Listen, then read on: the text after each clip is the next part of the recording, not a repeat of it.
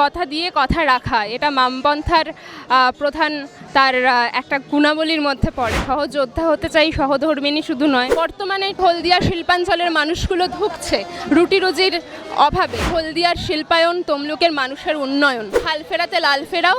25 তারিখ 4 নম্বর বোতামটা টিপবে। 4 তারিখ ফলাফল বেরোলে এই তমলুকের মানিকতলার মোড়ে বিকাল 4টার সময় লাল আবির খেলবে। সকলের খাটনি এটা জয়ে প্রতিফলিত হবে বলে আমার বিশ্বাস। দাদা বলছি, তোমার নাম প্রকাশের পর থেকে তোমার প্রচার শুরু হয়েছে, এখন বলতে গেলে একদম শেষ মুহূর্তে প্রচার চলছে, কি কেমন প্রতিক্রিয়া পাচ্ছ সাধারণ মানুষের কাছ থেকে? 25 তারিখ 4 নম্বর বোতামটা টিপবে। 4 তারিখ ফলাফল বেরোলে এই তমলুকের মানিকতলার মোড়ে বিকাল 4টার সময় লাল আবির খেলবো। এটা মানুষ স্থির করে নিয়েছে, এর কোনো অন্য কথা আর হবে না। সায়নদার বক্তব্যে বারবার তোমাকে নিয়ে বলছে সায়নদার সহযোদ্ধা, প্রচারে বলেছে, কি কেমন লাগছে আজকে সায়নদার প্রচারে তুমি এসেছো? হ্যাঁ, আজকে প্রথমবার নয়, আগেও হয়েছে, সত্যি তাই। সহযোদ্ধা হতে চাই, সহধর্মিণী শুধু নয়।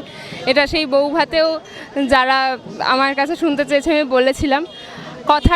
কথা দিয়ে কথা রাখা, এটা বামপন্থার প্রধান তার একটা গুণাবলীর মধ্যে পড়ে। তো সেই কথা রাখাই পথেই চলেছি।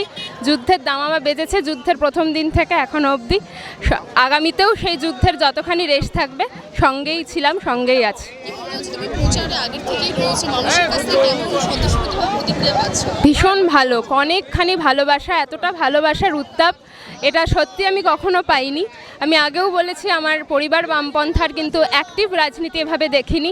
সেটা দেখতে পাচ্ছি এই কমরেডদের এই লাল স্রোতের ভালোবাসার উত্তাপ। তাতে অনেকখানি আত্মপ্রত্যয়ী জয়ের ব্যাপারে। এবং সায়ন যেভাবে খাটনি, শুধু সায়ন নয়, সমস্ত কমরেডরা মিছিলের সামনে দাঁড়িয়েছে। যখন মিছিলটা একটা বিশাল মানুষ সেটা ঘিরে তাদের তৈরি করেছে বলেই সামনে দাঁড়ানো সম্ভব।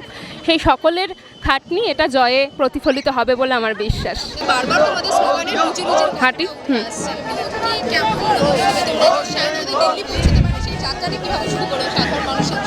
সাধারণ মানুষের যাত্রা শুধুমাত্র এই প্রার্থী হয়ে ভোটে জয় এখান থেকেই তো শুরু নয়। এই জার্নি একটা লম্বা সময়ের, সেই জার্নিতে সায়ন রয়েছে এবং সায়ন থাকবে। আর যেই জায়গার থেকে ওর এই কথা শুরু, যেই জায়গার থেকে এই পুরো যাত্রা শুরু, সেটা হচ্ছে মূল জায়গা ওর ওই স্লোগানেই রয়েছে যে হলদিয়ার শিল্পায়ন, তমলুকের মানুষের উন্নয়ন।